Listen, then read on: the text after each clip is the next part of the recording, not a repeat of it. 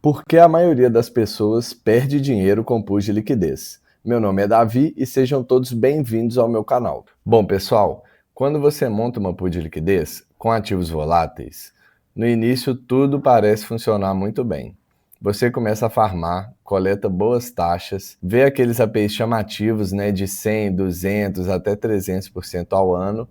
Só que em algum momento, esses ativos vão se descorrelacionar. Basicamente, um ativo vai subir de preço enquanto o outro vai cair. E sempre que isso acontecer, quando o preço sai do range da sua pool, você acaba ficando sempre com o ativo que desvalorizou. Ou seja, você sempre termina com o ativo mais barato. Quando isso acontece, você basicamente tem duas opções, e ambas têm consequências ruins. A primeira opção é que você pode remontar a pool, voltando para o range, e para fazer isso é necessário que você venda o ativo que desvalorizou para comprar o outro ativo que está mais caro.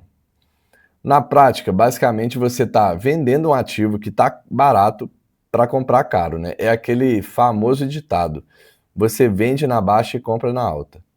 E esse processo reduz a sua quantidade total de tokens.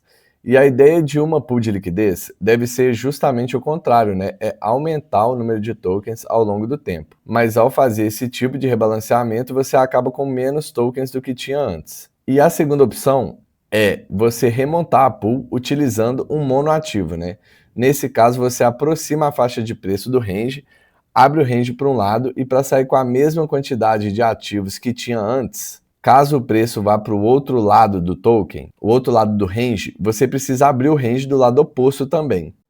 Bom, para exemplificar isso, eu vou usar o exemplo aqui de uma pool que eu montei com o SDC e ela saiu toda em Ethereum. Eu tinha $1.000 aqui nessa pool e eu montei fazendo um DCA de Ethereum. Só que eu fiz esse DCA de Ethereum e a minha pool saiu toda em Ethereum, e o Ethereum continuou se desvalorizando. Eu tenho duas opções. Eu posso montar a primeira opção ali, que a gente deu exemplo, é montar essa pool aqui dentro do range mesmo, colocar um range aqui que eu quero. Só que o que vou estar fazendo? Eu vou estar vendendo parte do meu Ethereum aqui, eu vou estar trocando ele por $413. Então eu vou estar vendendo meu Ethereum barato. E caso o meu range saia para cima de dólar, eu terei menos dólar do que eu tinha antes. Antes eu tinha $1.000, agora eu vou sair com menos dólar do que eu tinha antes. Se o Ethereum sair para baixo, eu vou ter menos Ethereum do que eu tenho agora também. Então essa opção é super inviável. A opção mais viável é fazer o quê? Eu vou pegar esse preço aqui, 2.819, 2.999. É o preço que está agora. Vou colocar aqui, 2.819, 2.999. Tá aqui bem longe do preço. O que que a gente, qual é a forma correta da gente remontar? A gente vem clicando aqui, 1, 2, 3, 4, 5, 6, 7, 8, 9, 10. Se eu clicar 1000 vezes aqui, eu tenho que clicar 1000 vezes do outro lado também. Então, vamos vamos fazer basicamente uma conta básica sem ficar clicando aqui, né? Se a gente diminui $800 aqui, a gente aumenta $800 lá. Então, se a gente vem para cá a 2050, o nosso range para lá tem que aumentar 800 também. Então, teria que vir aqui para 3.800. Então, um range nosso que estava super exprimido, essa porque eu montei em live não tem nem uma semana. Um range que estava super exprimido, a gente está remontando aqui para que caso o range saia para o outro lado, se ele sair todo em USDC, a gente tem a mesma quantidade de USDC que a gente tinha antes. Mas para isso, olha o tanto que a gente teve que abrir o nosso range. E o Ethereum tem que ir para $3.800 para a gente ter a mesma quantidade de ativos. Isso é a nossa primeira remontagem. Caso o Ethereum desça mais de preço, a gente tem que alargar mais esse range. E, mesmo assim, então, tipo assim, aqui a gente já está numa situação que a gente já não está coletando quase nada de taxa, correto? Mesmo assim, mesmo que o Ethereum saia para o outro lado, o dólar saia para o outro lado, basicamente o que está acontecendo? O Ethereum super se valorizou e a gente vendeu o nosso Ethereum todo e ficou com dólar. De qualquer forma, a gente vai sair sempre com o ativo que está se desvalorizando. Então, assim, isso aqui vai demorar muito para acontecer. A gente, basicamente, Se caso aconteça, né, o Ethereum vem aqui para $3.800, a gente não vai estar coletando quase nada de taxa dentro dessa faixa. E quando o Ethereum chegar a $3.800, basicamente a gente vai estar vendendo o nosso Ethereum. Durante todo esse processo, a gente vai perder essa valorização do Ethereum. Então, vamos fazer uma suposição aqui. Se o Ethereum chegar aqui a $3.800, a gente vai sair com $1.000. Vamos fazer uma conta básica aqui. A nossa pool tem isso aqui de Ethereum, beleza? Vamos colocar aqui. Espera aí, vou ter que escrever. 0,3549 de Ethereum. Se o Ethereum estiver valendo $3.800, para a gente sair com os nossos tokens iniciais, que eram nossos $1.000, se o Ethereum estiver valendo esse preço, olha quantos tokens que a gente teria se a gente tivesse apenas rodado nossa posição.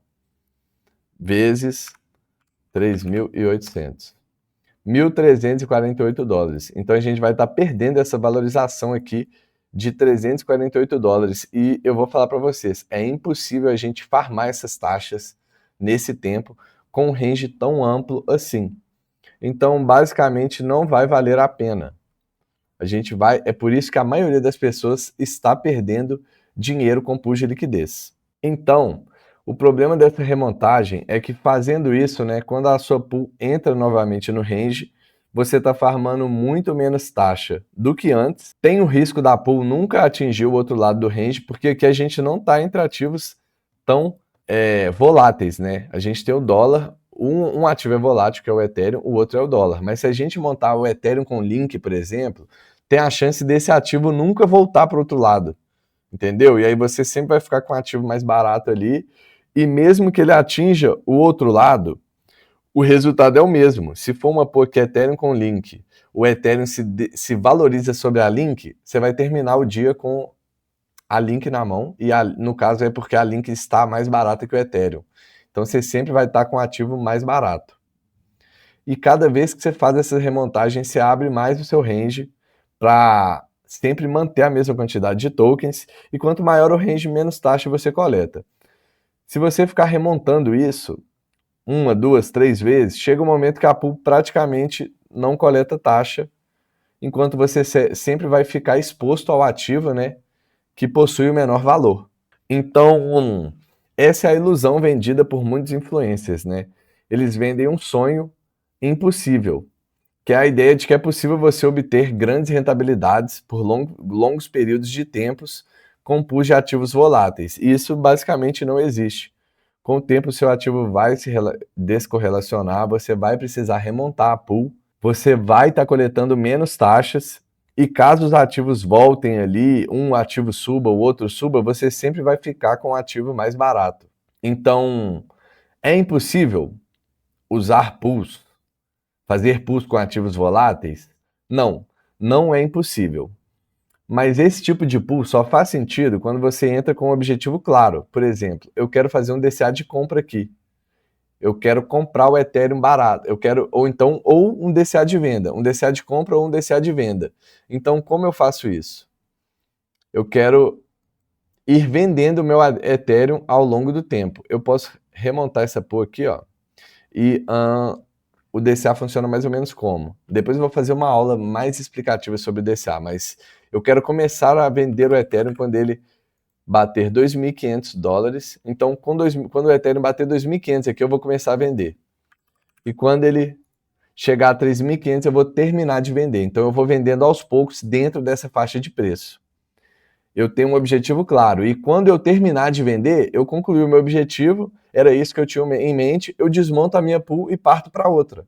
Beleza, vendi o meu Ethereum aqui, agora eu tenho $1.000. Tá, agora com esses $1.000 aqui, o que eu quero fazer? Eu quero fazer eu acho que o preço do Bitcoin vai descer. Eu vou fazer um DCA de compra em Bitcoin, ou eu vou fazer um DCA de compra em Link. E aí você monta a mesma coisa. Vamos supor que a Link está custando $3.500. E você quer comprar a Link quando ela chegar a 3.300. Você vai montar a pool monoativa, você vai colocar o range aqui 3.300, e eu quero comprar ela até $3.000.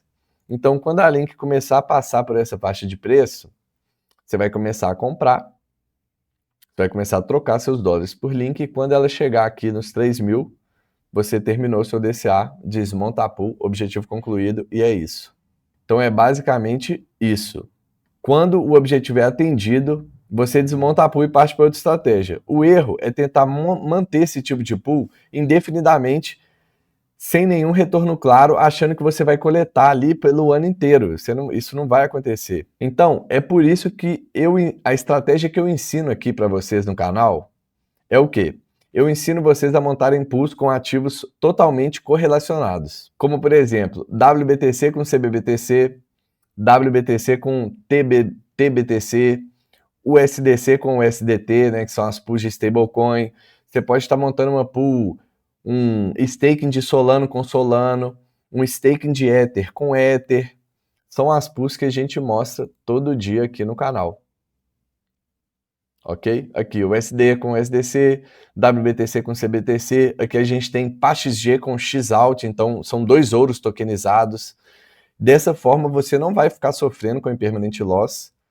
Esses ativos saem do range? Saem do range, porque os dólares, eles mudam de preço um pouco. Da mesma forma que o WBTC e o Bitcoin original, eles têm uma diferença. Vou mostrar aqui para vocês. Um segundo. Estamos aqui no CoinMarketCap.